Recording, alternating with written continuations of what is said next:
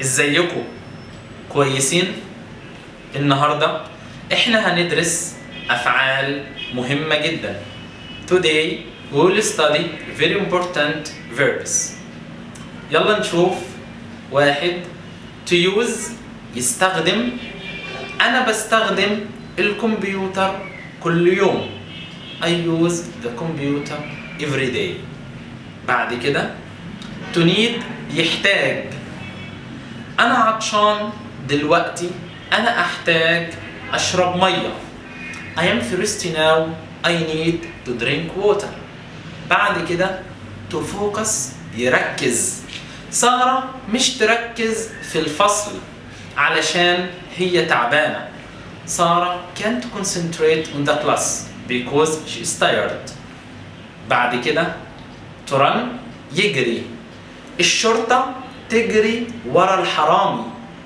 The police runs behind the thief. بعد كده to travel يسافر. أحمد سافر ألمانيا علشان عنده شغل هناك. أحمد travel to Germany because he has work there. بعد كده to work يشتغل. أنا بشتغل كل يوم 8 ساعات.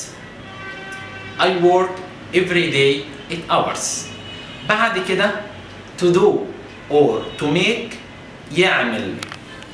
الطالب يعمل الواجب بعد الدرس. The student does the homework after the lesson. بعد كده to wear يلبس. أيمن يلبس بدلة في الحفلة. أيمن wears a suit in the party. بعد كده to talk يتكلم. الطلاب يتكلموا كتير في الفصل. The students talk a lot in the class. بعد كده to come back يرجع. أنا برجع من الشغل كل يوم الساعة 5. I come back from work every day at 5 o'clock. أتمنى أنتوا تستفادوا من الدرس ده. علي جمال، القاهرة، مصر.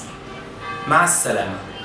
ألف باء تاء ثاء جيم حاء خاء دال ذال راء زاي سين شين صاد ضاد طاء عين غين فاء قاف كاف لام ميم نون هاء واو ياء